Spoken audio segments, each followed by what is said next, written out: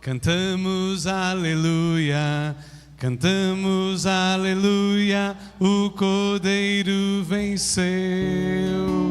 Cantamos aleluia, cantamos aleluia, cantamos aleluia, o Cordeiro venceu. Como é bom, aleluia! Como é bom cantarmos. Ele venceu a morte, Ele venceu o inferno, Ele venceu as dores e lutas da nossa vida. Aleluia. Pode se sentar, queridos.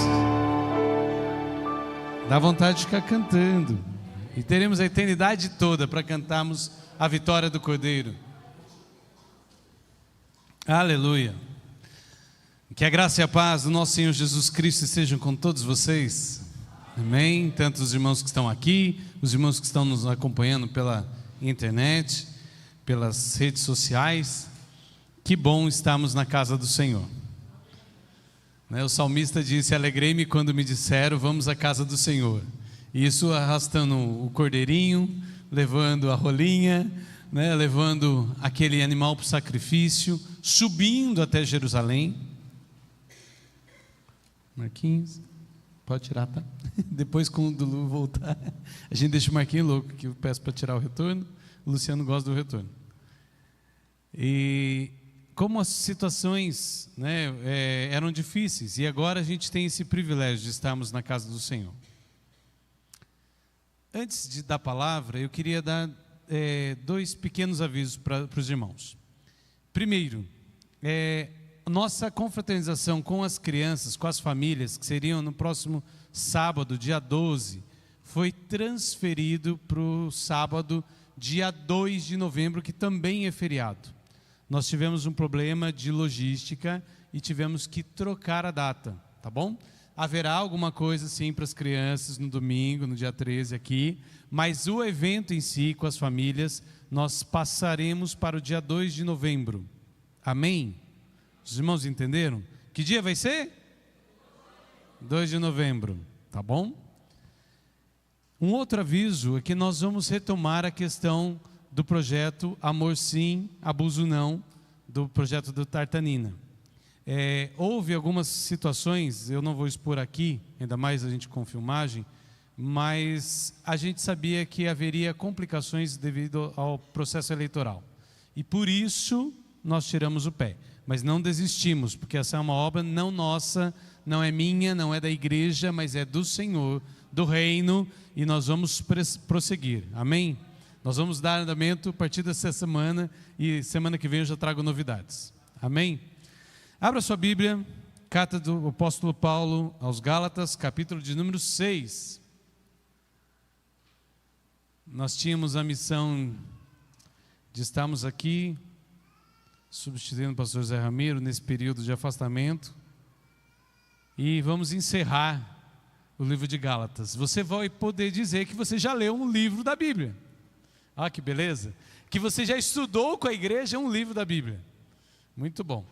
E depois eu vou pedir para a Cláudia, a gente tem as imagens que a gente projeta, mas a gente enviar no grupo, se você quiser, para você estudar, para você sentar com seus filhos, pensar, repensar, discutir, olhar o vídeo, falar, não concordo com isso, concordo com aquilo, que legal que foi isso, que bênção que foi isso, eu não sabia. Isso é importantíssimo.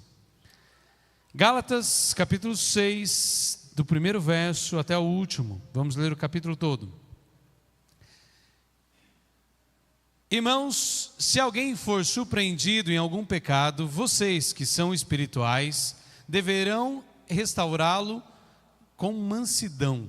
Cuide-se, porém, cada um para que também não seja tentado. Levem os fardos pesados uns dos outros e assim cumprirão a lei de Cristo.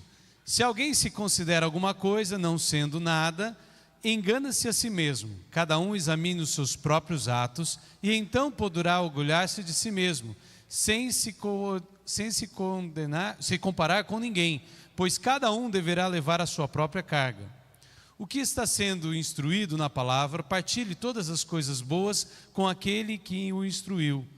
Não se deve enganar não se deixem enganar, de Deus não se zomba, pois o que o homem semear, isto também colherá. Quem semeia para a sua carne, da carne colherá a destruição, mas quem semeia para o Espírito, do Espírito colherá a vida eterna. E não nos cansemos de fazer o bem, pois no tempo próprio colheremos se não desanimarmos. Portanto, enquanto temos oportunidade, façamos o bem a todos, especialmente aos da família da fé.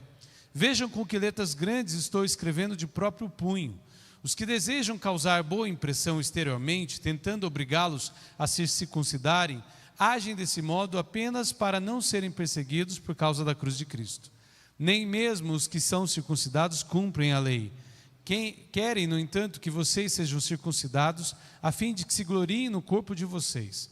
Quanto a mim, que eu jamais me glorie, a não ser na cruz de nosso Senhor Jesus Cristo, por meio do qual o mundo foi crucificado para mim e eu para o mundo.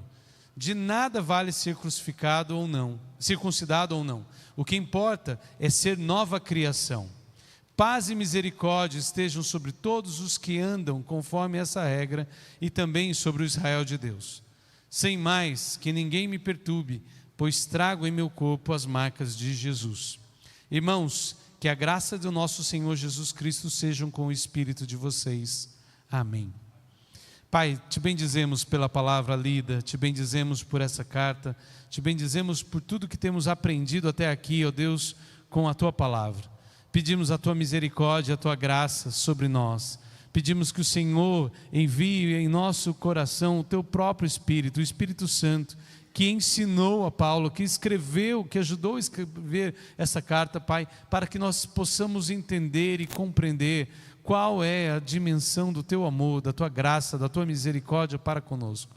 Ajuda-nos, ó Deus, usa-nos, ó Deus, de acordo com a tua vontade, que o Senhor possa falar e corrigir e exortar e ensinar conforme a tua boa, perfeita e agradável vontade. Pai, nós te pedimos em nome de Jesus Cristo, nosso Senhor.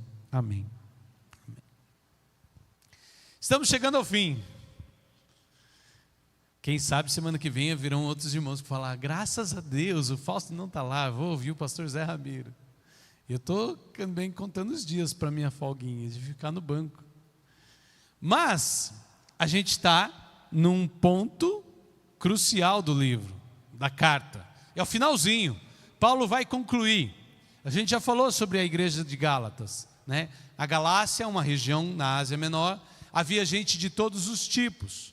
Haviam árabes, haviam gregos, haviam judeus, haviam cristãos e haviam judeus messiânicos. Haviam pessoas que vinham lá dos celtas, da região de Roma. Enfim, um caldeirão cultural. E aquelas pessoas que tinham ouvido o próprio apóstolo Paulo, que tinham recebido Paulo, que tinham entendido o que Paulo colocou, naqueles 3 meses ali pregando firmemente com eles, e foram se convertendo, e foram chegando, agora estavam cercados de pessoas que queriam ditar regras. E nós estamos nesse ponto final da carta, e a gente sempre está olhando para essa carta pensando sobre igreja, sobre reino e sobre a cultura. E é nesse aspecto que nós vamos pensar mais uma vez. A nossa leitura foi lá em Gálatas 6, eu não sei se os irmãos notaram que eu esqueci o óculos, foi difícil ler as letrinhas ali. E nós vamos falar sobre a igreja vivendo o reino. Porque Paulo fala nesse finalzinho justamente isso. Como é que a igreja de Gálatas, a igreja daquela região, poderia ser uma igreja verdadeira que vivesse o reino de Deus? E Paulo vai falar considerações práticas. E isso é muito gostoso quando a gente estuda Paulo. Por quê? Porque é um evangelho que tem prática. Não é uma filosofia, não é um jeito de pensar, não é uma teoria, é prática, é vida prática. Jesus foi assim. Jesus trabalhou com aqueles 12 discípulos, que jeito, gente? Na prática.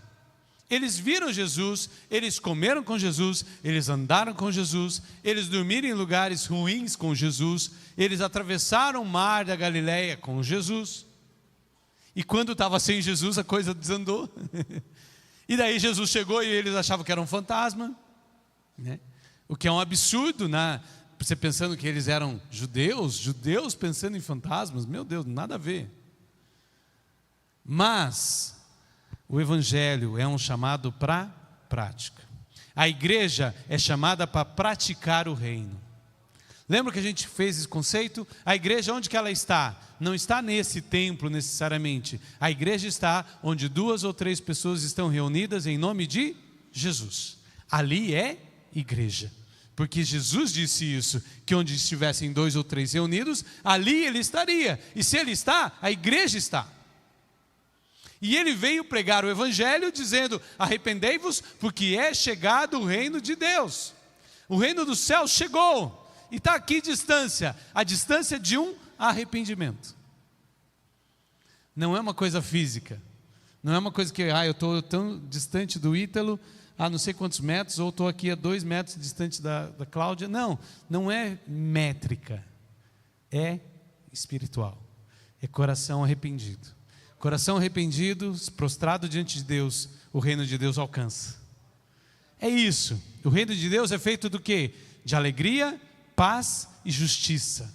Paulo nos ensina isso numa outra carta. É alegria, paz e justiça. Se fosse só justiça, a gente estava terrivelmente perdido, porque nós não merecíamos receber nada de Deus. Mas em Cristo, que se fez pecado por nós, nós podemos receber a justiça de Deus. E por isso podemos ter paz. E se temos paz e justiça, nós temos alegria.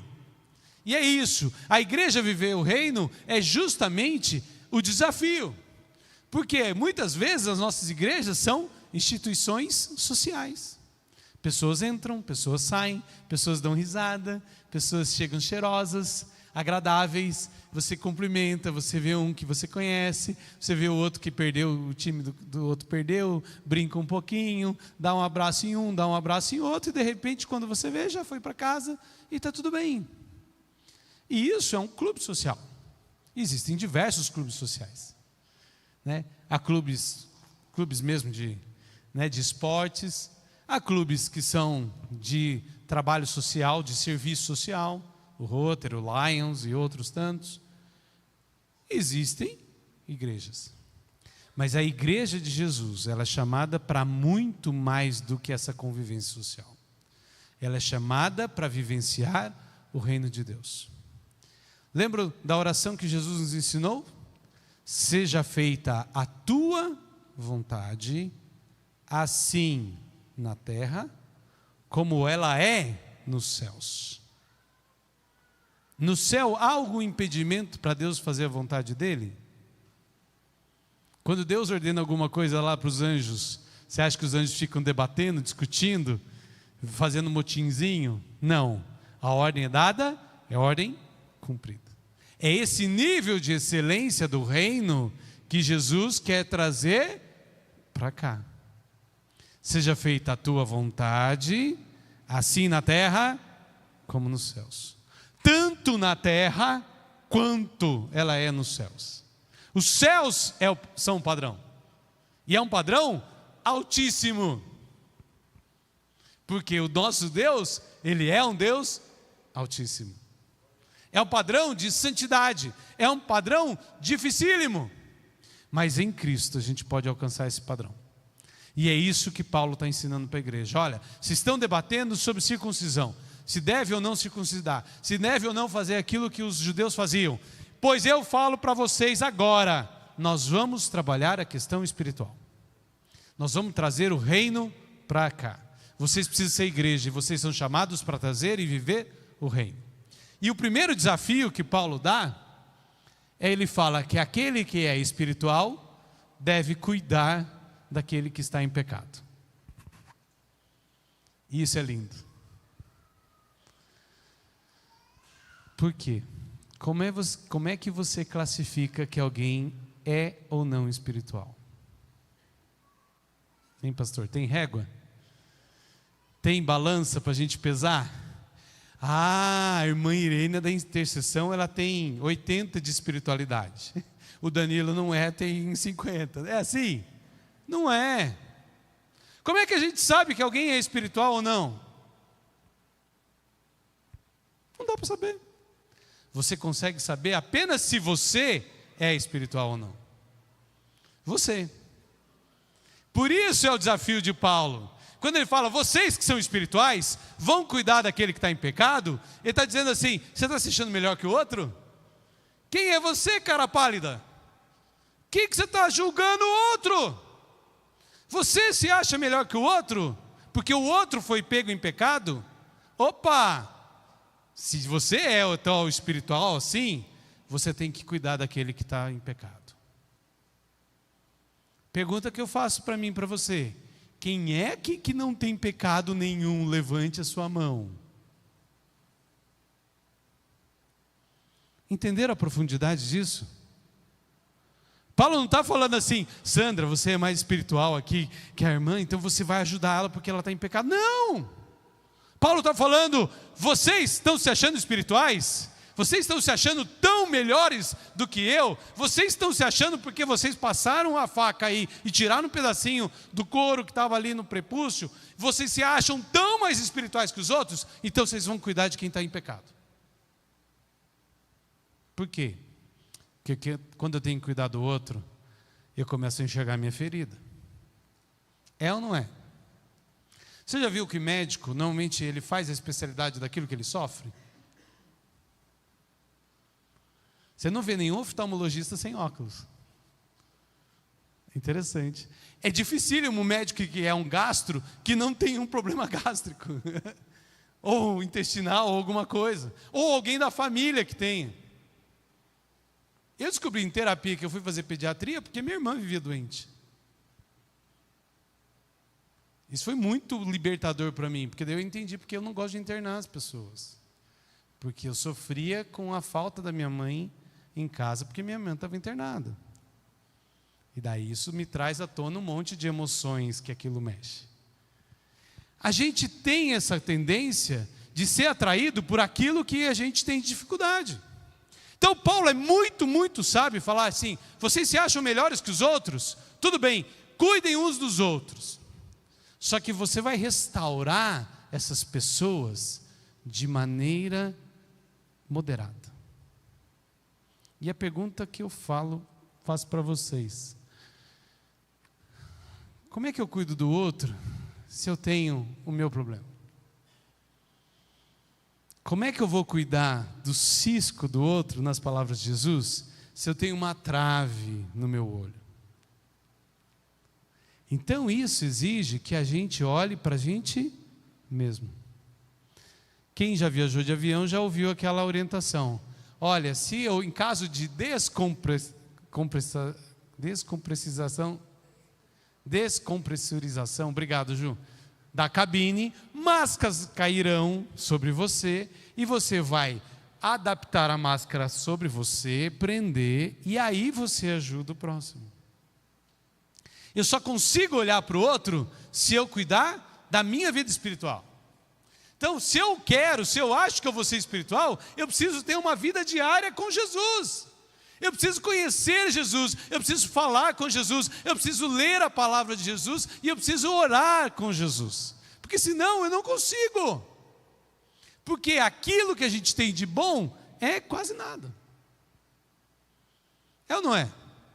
Ah, dá vontade de ajudar fulano, dá vontade. Todo mundo fala assim, dá vontade de fazer tal coisa. Eu tenho um sonho de ajudar as pessoas. E por que não faz? Porque quando a gente fala, eu queria, isso indica que a gente não quer mais. Eu queria tanto ajudar as criancinhas que estão necessitadas. Por que não vai lá? A verdade é que para a gente ajudar as pessoas, a gente precisa olhar para a gente mesmo. Reconhecer os nossos pecados, pedir perdão a Deus e pedir que Ele coloque o coração dele em nós, porque aí eu consigo ajudar o outro. Porque Paulo é muito sábio. Ele fala que a gente tem que restaurar com moderação, com temperança, com equilíbrio. É fácil restaurar alguma coisa? Vocês já viram aqueles lugares que encontra uma obra de arte que estava lá escondida? A restauração, né? A gente teve o ano passado, no Museu do Ipiranga, né, que abriu recentemente, ficou 12 anos fechado para restauração. E daí você pega aqueles quadros que ocupam uma parede inteira. Você imagina restaurar um quadro daquele. Você pode chegar com uma marreta batendo? Você pode chegar com um thinner lá e passar aqui? Não dá. É um trabalho delicado. É um trabalho minucioso. É um trabalho de cuidado. Queremos ser uma igreja que reflete o reino de Deus. Temos que ser pessoas que cuidam das outras. Mas não é chegar metendo a bota no peito da pessoa. Não é chegar, pegar a motosserra e amputar a perna da pessoa sem anestesia. Não. Primeiro você vai passar uma aguinha, depois você vai passar um álcool, vai arder um pouquinho, daí você vai mexer um pouquinho na ferida, daí depois você vai anestesiar um pouquinho, para daí começar a mexer. Precisa de muito tato. Então, querido, você tem visto alguma coisa complicada com o seu irmão? Tem visto ele pecar? Tem visto alguma coisa errada? Converse com Deus. Apresente isso para o Senhor. Peça estratégias para que essas coisas sejam reveladas e pergunte para o Senhor o quanto eu posso ajudar e onde eu posso ajudar. E como eu posso ajudar. Não é chegar apontando o dedo. É, porque você foi pego de uma coisa. E você já viu? Eu já tô novo, mas tô velho, né, de presbitério. Fazer parte de ser presbítero. O que chega no presbitério quando é pecado? Adultério. É adultério ou homossexualidade. O resto não chega. A irmã que fofoca não chega. O outro que fala mal do outro não chega. O sujeito que passou cheque sem fundo dificilmente chega. O que chega para a gente resolver é pecado sexual. Eu não sei se você já viu alguém fazendo algum pecado. Eu não quero que você fique me contando, não. A não ser que Deus te incomode muito sobre isso. Eu quero que você ore sobre isso, para que a pessoa seja repreendida pelo próprio Senhor. E pergunte ao Senhor, o que eu posso fazer? Porque, gente, a gente não tem olho para tudo. E nem é a nossa filosofia nessa igreja, de ser uma igreja fiscalizadora, que vai ficar atrás de você e acionar todos os sinais da internet, saber mapear onde está o GPS, o que você está fazendo. Não. Para isso eu já tenho 2 filhos, está ótimo. Que a gente tem que ficar de olho. Né? Saber onde estão, com quem estão, o que foram fazer, por que demoraram. Isso eu cobro do Rafael e do Vinícius. Porque são meus filhos. Agora, do meu irmão, da minha irmã, eu vou orar por ele. Eu quero que ele seja uma pessoa bênção de Deus. Eu quero que ele transmita o reino de Deus aqui nessa terra. Agora, que ele é perfeito? Não é. E quanto mais a gente se aproxima, a gente vê os defeitos uns dos outros. Uns têm mais defeito, outros parecem que têm menos. Uns têm defeitos que a gente não, para a gente tanto faz, outros para a gente incomoda bastante. Assim como, por exemplo, para mim o retorno atrapalha, e tem gente que adora, que ama. É bom ouvir minha voz. Eu estou cansado de ouvir minha voz todo o tempo todo. Então é isso. Pare de julgar o outro. E ore para o Senhor. Se você se acha espiritual, se você se acha, você vai cuidar dos demais. Mas para cuidar dos demais, você vai ter que cuidar de você. Vai ter que restaurar com moderação, com cuidado, com muita delicadeza. E cuidado para não ser tentado. Cuidado para não ser tentado. Uma vez tentado, não peque. A gente tem que tomar cuidado sobre isso.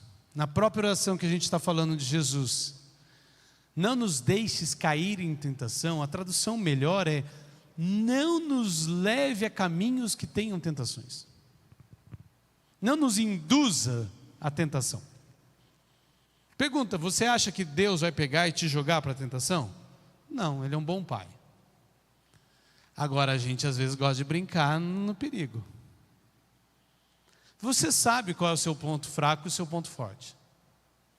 Tem gente que o ponto fraco é a língua.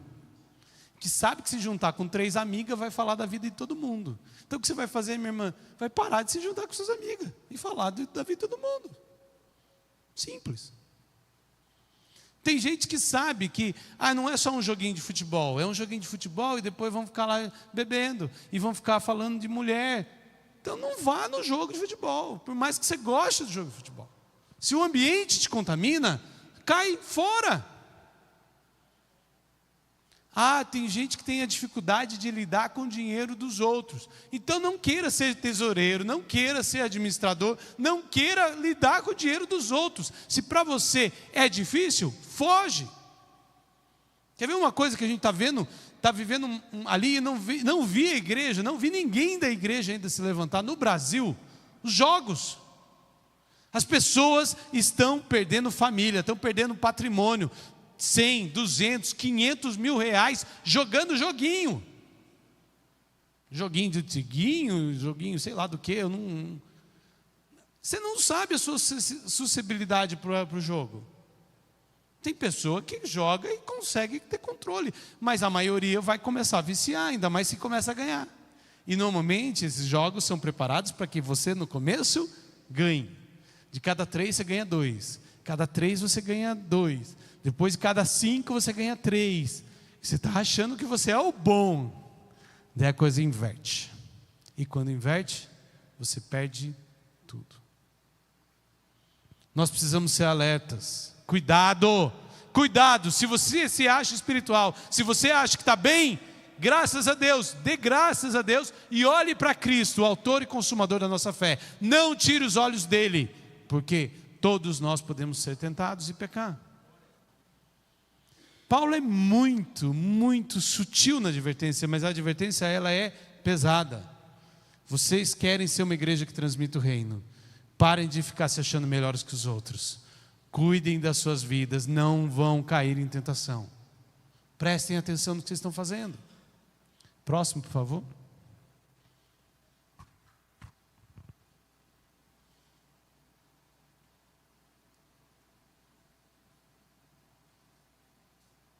E o apóstolo Paulo coloca 2 coisas muito interessantes nessa sequência. Ele faz um comparativo que parece que não faz lógica para a gente, para o nosso jeito de pensar. Ele fala primeiro que a gente deve levar as cargas uns dos outros, os fardos pesados uns dos outros, a gente precisa levar. Mas ao mesmo tempo, ele fala que cada um deve carregar a sua própria carga.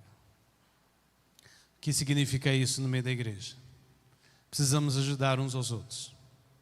Nem sempre a gente tem força para carregar sozinho.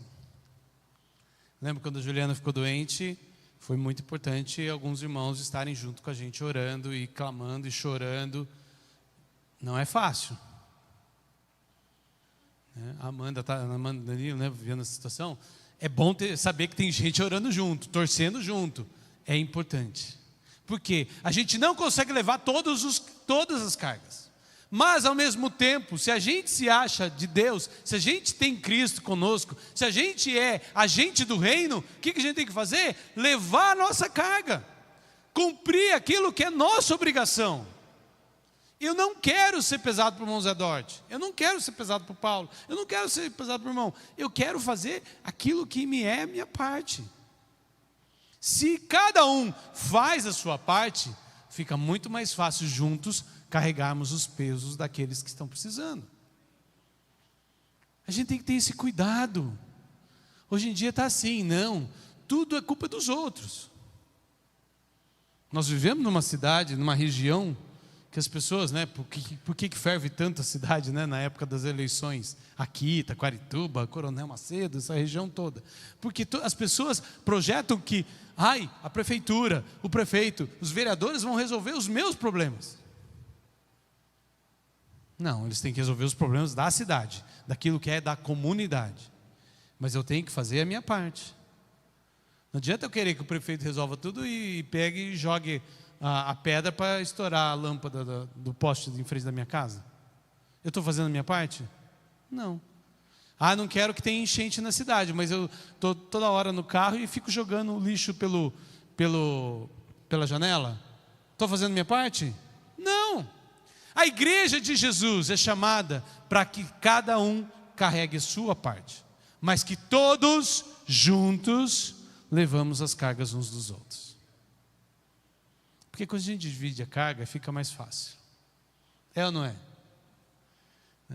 Eu vivia correndo muito com a questão do homens com propósito, o pessoal sabe, né? Sai do consultório, aquela correria, às vezes no hospital, e chegava, eu organizava a parte da aula, eu trazia os amendoins e as coisas, né? E eu tinha que ligar aqui, tinha que recepcionar. Eu comecei a delegar. Luciano, faz isso aqui para mim. Marcelo, vê a parte do lanche. O Marcelo me passa. Fausto, tem que comprar tal coisa. Mas ficou tão mais leve. Por quê? Porque se der pepino, que nem esse dia deu no computador, eu estou só com um problema, não estou com todos os problemas para resolver. Igreja é lugar disso, que a gente partilha as questões, mas fazendo a nossa parte. Você pode pedir para alguém orar por você, para ter um grupo de oração na igreja? Sim, mas ore também você pelo seu problema. Não fique esperando, só na hora que as irmãs da intercessão estiverem aqui, que Deus manda o fogo. Para com isso. Ore você, busque Jesus. Faça o seu dia a dia, faça o seu devocional, busque o Senhor. Mas a palavra não me tocou. Querido, você já é grande o suficiente para ler e buscar a Deus, e Deus falar com você. E Ele pode também falar no culto. Também. Mas Ele também quer falar com você no secreto do seu quarto. Faça a sua parte. Carreguemos uns aos outros, né? A carga uns dos outros. Mas não deixe a carga ficar pesada para o seu irmão. Se eu tenho coisa que eu às vezes não consigo resolver, o Paulo pode resolver para mim, mas eu não posso jogar todos os meus problemas para o Paulo resolver. Não tem nada a ver com isso. E esse é o limite da igreja verdadeiramente cristã e a igreja que não é. Que existem igrejas que se dizem cristãs, mas que as pessoas vivem fardos muito pesados. Porque às vezes a própria liderança coloca: você tem que estar todos os dias aqui, você tem que fazer jejum, você tem que fazer isso, fazer aquilo, regra. E a pessoa não tem vida mais. Você nem vê os parentes, nem vê sua mãe, seu pai, porque você está o tempo todo trabalhando para Deus. Não, você está trabalhando para alguém que está usando o nome de Deus. Porque cada um faz a sua parte. E todos ajudam a carregar a carga juntos. Nem todo mundo vai ter fôlego o tempo todo. Vai ter hora que eu estou mais forte e que eu posso carregar mais carga. Tem hora que eu vou ter mais fraqueza e eu vou precisar da carga de alguém. E vamos ajudando uns aos outros. Segundo ponto que Paulo fala, que é muito interessante: ao invés de comparar-se com os outros, compare-se com você mesmo. E isso é fundamental na vida cristã. Não adianta a gente ficar olhando para os outros, né, Marquinhos? Não, olha o que George Whitefield fez, olha o que John Wesley fez. Bênção de Deus, aleluia, glória a Deus pela vida deles. Mas a vida deles era num século diferente, numa situação diferente. Nós estamos numa outra realidade, num outro século, num outro tempo. Eu tenho que ser o meu melhor, a minha melhor versão. A minha competição tem que ser com quem? Com o Fausto. O Fausto de hoje tem que ser melhor que o Fausto de ontem. E o Fausto de amanhã tem que ser o melhor do que o de hoje. A minha comparação é comigo mesmo. O que Paulo está falando e está batendo forte na igreja de Gálatas é isso. Vocês estão se achando espirituais, só porque cortaram um pedacinho de pele do seu prepúcio. Vocês estão se achando mega espirituais. Pois saibam que vocês precisam cuidar uns dos outros. E pare de se comparar com o outro. Compare-se com você mesmo. Porque afinal de contas, só a gente sabe o caminho que a gente percorreu. É fácil julgar o outro, mas é difícil colocar o mesmo calçado que o outro e viver o mesmo caminho que o outro fez. É ou não é? E a gente tem essa tendência. Não, mas para fulano é mais fácil. Esses dias conversando com uma médica, eu comentando sobre quando aconteceu o caso da Juliana, e eu falei da médica que devolveu o dinheiro da consulta. Eu já falei isso aqui para os irmãos. E ela, o quê? Mas ela é uma autoridade no assunto no Brasil. Eu falei, sim, ela é. Eu sei, ela foi minha professora, ela é ótima. Eu falei, eu sei. Mas ela devolveu o dinheiro da consulta. Eu falei, devolveu. Ela não encostou a mão na Juliana, ela só falou que era grave e toma aqui o seu dinheiro. E aí? Eu tive a oportunidade de falar para ela, e aí a gente dependeu do céu, aleluia. a gente ficou na dependência do céu. Não adianta você comparar a sua dificuldade com a dificuldade do outro. Cada um tem o seu problema. Cada um teve a sua história. Cada um tem os seus traumas, as suas dores, aquele caminho todo que foi para chegar até aqui. Então pare de se comparar aos outros. A igreja de Jesus não é o lugar da gente ficar tirando medida um do outro. Olha só, fulana está assim. Olha lá a roupa da outra. Ah, não sei o quê. Para com isso. Pense em você. Compare-se com você mesmo. Você está melhor do que antes? Né? Eu e o Josiane estava comentando agora há pouco, né, de uma situação. E assim, antes a gente estava conversando que a gente foi treinado para trabalhar, juntar dinheiro e mandar para os missionários. E ela, não, agora Deus está fazendo a gente o quê? Sair e ir fazer a missão. E é diferente. É muito mais interessante. Não que não haja missionários que precisem do dinheiro lá. Mas você pode fazer a sua parte.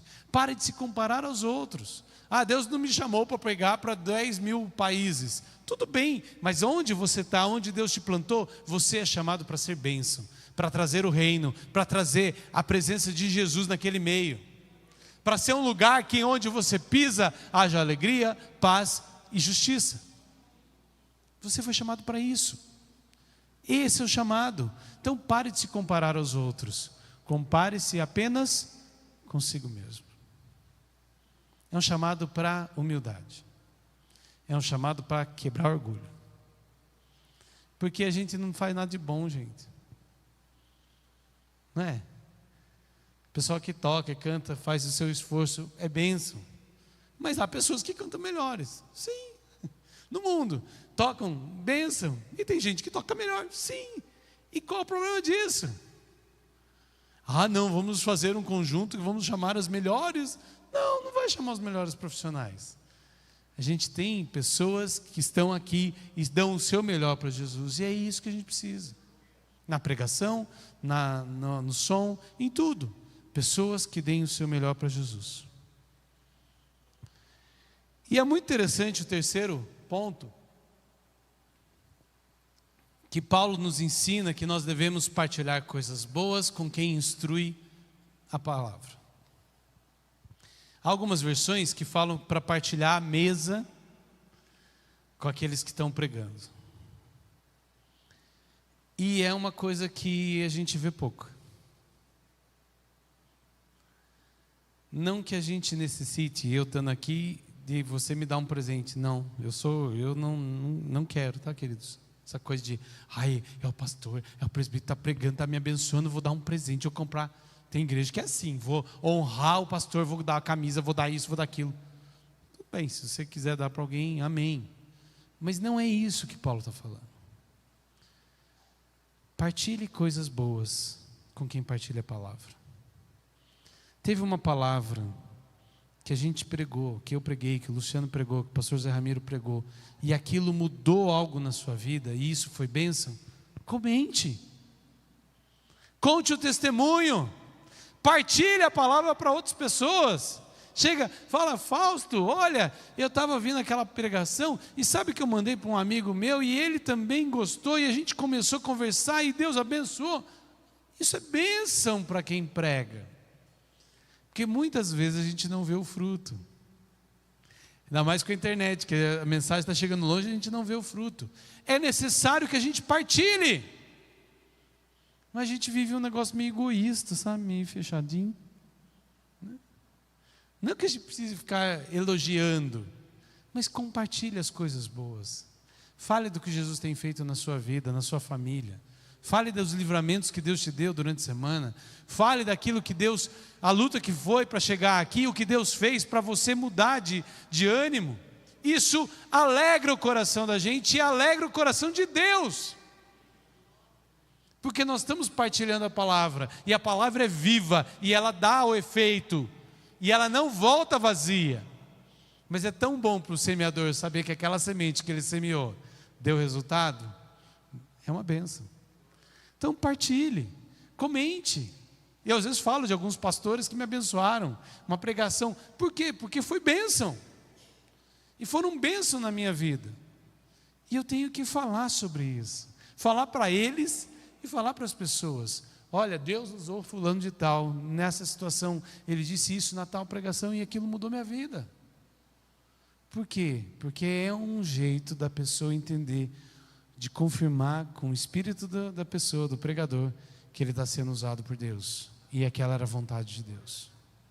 Porque muitas vezes a gente chega preparado para pregar uma coisa e prega outra. A gente que faz um esboço e não manda para Cláudio, manda outro, viu, Cláudio? Troca e muda de última hora. Por quê? Porque é Deus agindo. Mas é bom ter esse retorno. Próximo, por favor.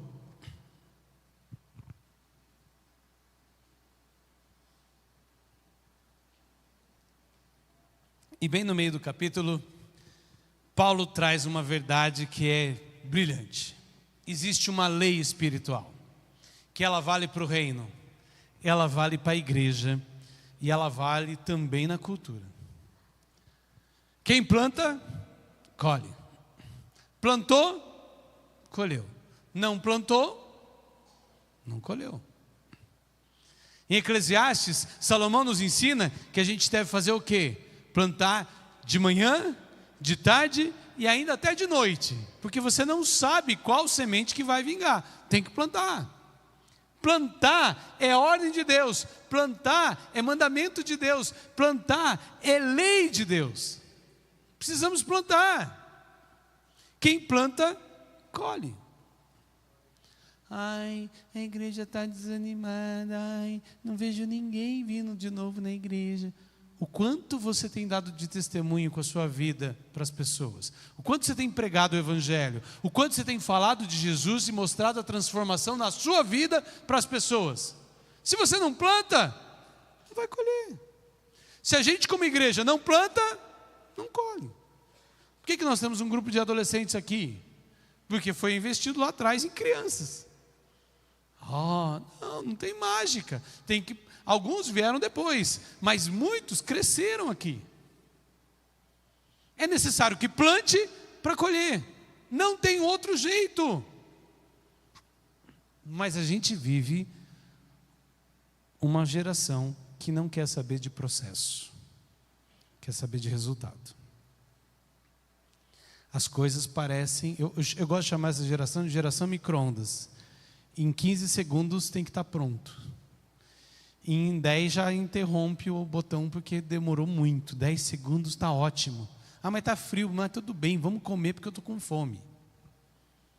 A gente é muito imediatista.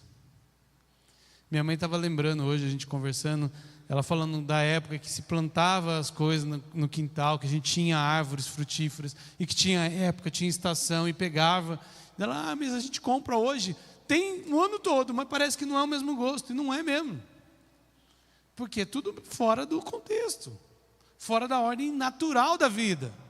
Tem que plantar, tem que regar, tem que esperar crescer, e no tempo certo, colher. Essa é uma verdade espiritual que não tem volta. Quem planta, colhe. Agora eu pergunto, o que você tem plantado? Você tem plantado palavras de bênção na vida das pessoas? Você tem plantado alegria, com o seu jeito alegre de ser? Você tem plantado bênção? Você tem plantado cura? Você tem plantado amor, carinho? Ou você tem plantado fofoca, dissensão, contenda, diz que me diz que? Paulo, nos ensinou no capítulo 1, um pouquinho de fermento leveda toda a massa. Um pouquinho. O que é que a gente tem plantado? O que a gente planta, a gente colhe. Quem planta, colhe. Quais as sementes que você tem usado? Na vida espiritual, na vida profissional, na vida dos seus filhos. Eu estava vendo um testemunho ontem com o Vinícius, de um rapaz que é de família muçulmana. Ele é do Líbano, né? E se converteu ao Evangelho. E ele falando das coisas do Alcorão, todas de cor.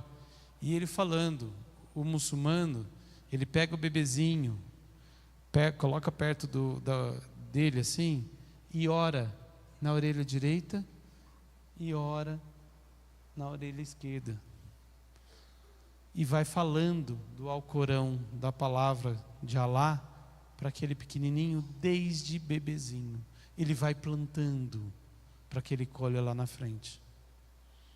A gente tem a palavra de Deus, o poder de Deus, o Espírito Santo de Deus, e a gente às vezes não faz isso com os nossos filhos.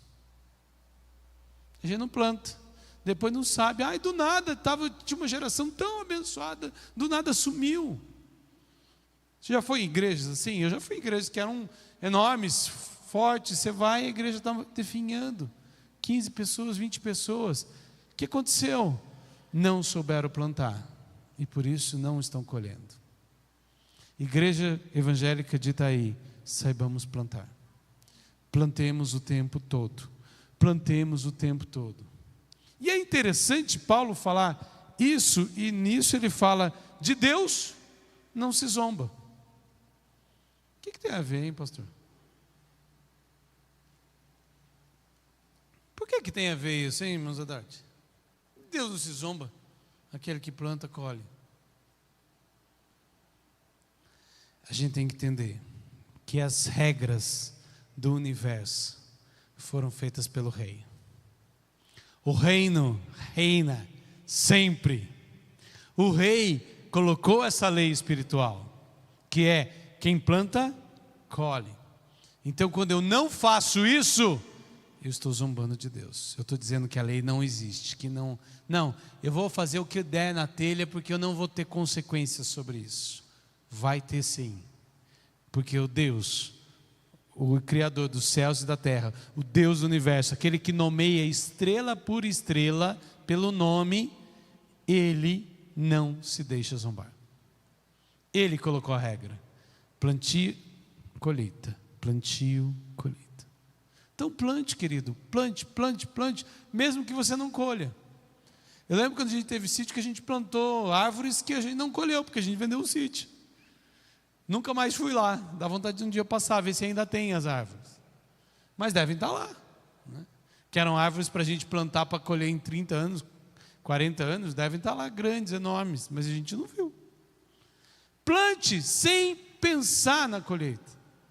Já diz o ditado que quem gosta, quem come uma tâmara tem que agradecer a geração anterior, porque a tamareira demora mais de 100 anos para começar a produzir. Então você planta agora para o seu neto comer a tâmara. E olha que eu nunca tinha comido tâmara, eu comi esses dias atrás, fiquei apaixonado. Que fruta gostosa, doce. Acho que a única fruta que me tira a vontade de comer doce é a tal da tâmara, que é doce, doce, doce. Não é à toa que a terra que mana leite e mel, porque era cheia de tâmara, né? Doce como mel. Então é isso, precisamos plantar, e não tem jeito de fugir. De Deus não se zomba. Você pode querer enganar o pastor, enganar o presbítero, enganar sua esposa, enganar seu esposo, você pode enganar o seu chefe, mas de Deus não se zomba. Você está plantando corrupção, você vai colher corrupção. Você está plantando disque, você vai colher resultados pesados da fofoca na sua vida. Você está plantando discórdia, você vai ter discórdia na sua vida. Davi plantou adultério e colheu incesto. O irmão transando com a irmã, tendo relação sexual com a irmã. Olha que absurdo. Por quê? Plantou, colheu. Deus não deixa zombar. A regra é clara, mais clara do que a regra do futebol. Vamos lá, próximo. Qual a solução então? Paulo aponta isso no texto. Ele fala que a gente precisa fazer o quê? Semear no Espírito. Não é semear na carne. Quer ter um físico bom? Tem que ir para a academia malhar. Quer ter um resultado espiritual? O que eu tenho que fazer? Disciplina espiritual. Oração, leitura da palavra. Leitura da palavra, oração, jejum. Não tem jeito. É isso. Semeie no Espírito. Você quer ter filhos abençoados? Ore com seus filhos. leia a palavra para os seus filhos, esteja instruindo o seu filho no caminho que ele deve andar, porque mesmo quando ele for velho, mesmo que ele aparentemente não queira, mas vai chegar um momento que a palavra vai falar com ele e ele vai tomar uma decisão por Jesus. Você tem que crer nisso e praticar, plantar no Espírito, não é na carne. Agora, a pergunta que eu faço: o quanto de intencionalidade a gente tem em relação à nossa carne e o quanto de intencionalidade a gente tem em relação ao Espírito? Pensar no cardápio da semana, a gente gasta um tempo pensando. Pensar em como a gente pode abençoar as pessoas, a gente não gosta de pensar. A gente tem dificuldade. Semeie no Espírito. Plante o bem. Não plante nada ruim. Está na dúvida? Passe pelo filtro da peneira do bem. O que eu vou falar, o que eu vou fazer, o que eu vou dizer aqui, o que eu vou praticar, é bom, é agradável, é justo? Se é, plante. Se não é, freie-se. Puxa a cordinha, para onde você está. Não segue adiante. Não segue. Por quê? Porque às vezes a gente planta o mal. Planta o mal. Esse tempo atrás eu estava lendo uma história muito, muito triste de um pastor que ele foi acusado de adultério diante da igreja. E a moça que o acusou, para provar que ela tinha tido um caso com o pastor, ela citou uma pinta, uma mancha que aquele pastor tinha numa região íntima. E esse pastor foi exonerado, a mulher se separou dele, os filhos o abandonaram, ele teve que trabalhar com uma outra coisa, não deu certo, mudou de região. Depois de 25 anos, aquela mulher foi diante da igreja e foi pedir perdão, porque na verdade esse pastor foi passar por uma cirurgia e ela trabalhava no hospital e ela o viu nu durante o procedimento cirúrgico e ela sabia da pinta e ela inventou uma história. Ela plantou uma coisa má e arruinou toda uma família. Então, queridos, cuidado com a semente que você planta. Pensa muito bem naquilo que você está plantando. Pensa muito bem naquilo que você está postando no Instagram, no TikTok, no Facebook, em qualquer rede social, no YouTube. Pense muito bem. Ah, mas eu estava com sangue quente. Sangue quente não é desculpa para nada. Pensa. Plantio exige estratégia. Eu não vou pegar qualquer semente. Eu não gosto de chuchu, vou plantar chuchu? Não. Vou plantar beterraba, cenoura, sei lá, coisas que eu gosto. Por que eu vou plantar o chuchu que eu não gosto? Se você pensa em fazer alguma coisa para alguém, pense sempre nisso. Qual é o peso disso? O que eu vou ganhar com isso? E o quanto eu posso prejudicar aquela pessoa? Igreja de Jesus é a igreja que traz reino, não é a igreja que traz, não é lugar para trazer morte. Não é lugar para trazer morte. Se o produto final do que você está fazendo é morte, você não está plantando no Espírito. Você está sendo usado pela carne. Está sendo usado por Satanás. Lembra-se que o próprio Pedro, que falou, tu és o Cristo, o Filho de Deus vivo, que é a declaração que inaugura a igreja, o próprio Pedro, logo depois, fala, Jesus, não, você não vai para a cruz nenhuma. E Jesus fala o quê? Arreda-te de mim, Satanás. Lembre-se disso. E a gente é convidado também a fazer o bem a todos, principalmente aos da família da fé, mas a todos. Não é para fazer clubinho. Eu gosto da Marilene e do Paulo, vou fazer bem só para Marilene e para o Paulo, que é do meu clubinho da igreja. Não! Claro que eu tenho alguém aqui que é da mesma fé, está passando necessidade, é nossa obrigação ajudar. É obrigação nossa. Mas a gente também tem que alcançar aqueles que estão longe. aqueles que também estão. Paulo fala, façam o bem para todos, para os que gostam de você e os que não gostam de você, para os que torcem para o Corinthians, os que torcem para o Palmeiras, os que torcem para o Santos ou para o São Paulo, para todos, e os que não gostam de futebol, para todos. Claro que você vai ter afinidade com aqueles que são mais próximos, você vai ajudar aquele que está mais próximo, porque você sabe a necessidade dele, mas tenha olhar para todos. Próximo.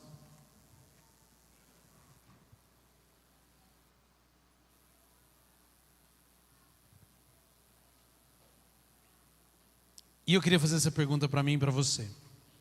Qual é a nossa motivação? O que a gente está pensando em fazer? Será que a gente só está querendo causar boa impressão? Paulo fala sobre isso. Olha, esse pessoal que está querendo que vocês cortem a pele para fazer a circuncisão, eles nada mais querem do que se sentir importantes, vendo que eles influenciaram vocês. O que a gente vê hoje? As pessoas querendo influenciar os outros e ter número de likes, de seguidores. É isso. A gente vive uma sociedade que quer causar boa impressão. Nós não somos chamados para causar boa impressão, queridos. Nós somos chamados para denunciar o pecado e para anunciar o Evangelho de Jesus. Falar do amor, falar da justiça e falar da paz. Isso é legal, é bom por um lado, mas dói e machuca por outro. Por isso, em Cristo, a gente tem que ter muito critério, muito critério. O que a gente pode fazer? Porque a gente não pode fazer nada pela nossa própria salvação. Eu não posso falar assim, eu vou agora ajoelhado daqui até São Paulo e isso vai me garantir minha salvação. Não vai. Eu vou ficar em jejum agora 50 dias no mês porque isso vai me deixar mais espiritual. Não vai. Eu não consigo fazer nada para merecer o amor de Deus, nada para merecer a graça de Deus, nada. Por isso eu tenho que pensar, qual é a motivação? Próximo.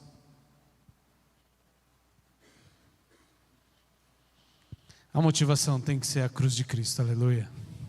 A cruz de Cristo é a nossa motivação. A vida está difícil? Olhe para a cruz de Cristo e motive-se, querido. Ele foi obediente até a morte, e morte de cruz. E lá Ele pagou o preço que estava sobre nós. Ele cravou naquela cruz a cédula dos nossos pecados, com todo o preço que tinha, e pagou o preço para nos dar vida, aleluia. É a cruz, só importa a cruz. Mas caiu de moda, ninguém mais fala em cruz. A gente passa anos ouvindo pregadores que falam de tudo, menos da cruz de Cristo. A cruz de Cristo é o centro de toda a história da igreja e da humanidade. A cruz. Em Jesus, o mundo é crucificado para mim e eu sou crucificado para o mundo. É uma via de mão dupla. O mundo já não me importa mais, mas eu também não importo para o mundo. Na cruz, Ele pagou o preço, aleluia. O mundo já não é meu, não me interessa mais essas coisas de aparência, não tenho que me gloriar em nada, porque Ele pagou o preço e tudo isso é vão. Mas eu também não sou mais para o mundo, eu não me importo para o mundo não gosta às vezes de mim, eu só sei que Ele me ama, e por isso eu continuo seguindo adiante, pelo amor e pela graça do Senhor, aleluia. Próximo.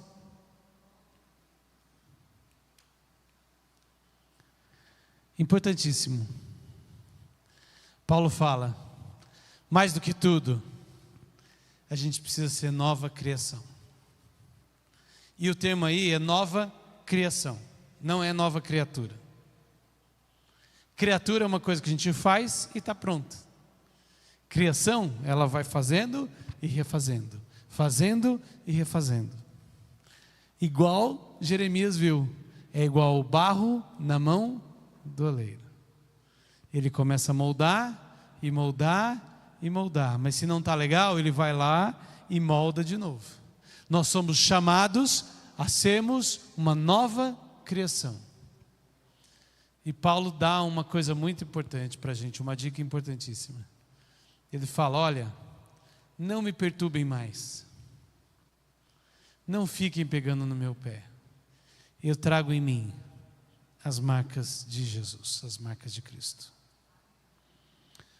Quanto das marcas de Cristo temos carregado como igreja?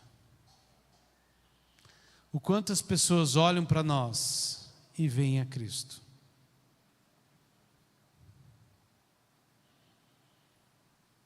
O quanto elas olham para nós e enxergam de Jesus?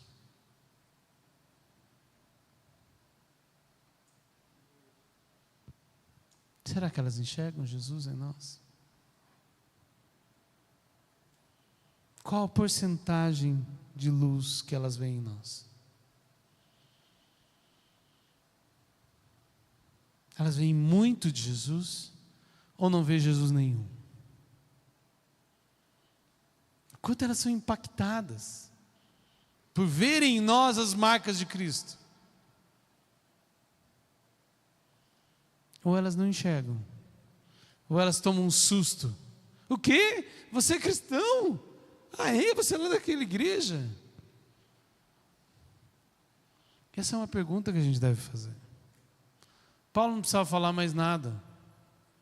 Ele já mancava, ele já não enxergava direito, ele já andava arqueado, ele tinha chibatadas nas costas, ele tinha sofrido muito pelo Evangelho de Jesus. E ele trazia as marcas de Cristo com ele. O quanto nós como igreja trazemos das marcas de Cristo para nós, para a nossa realidade, para a nossa sociedade. Por último, não menos importante, para resumir o nosso livro, a igreja, ela foi criada por Deus, para ser a esposa do Cordeiro, mas ela foi feita para refletir o reino de Deus. A igreja é o lugar que o reino de Deus reina primeiro.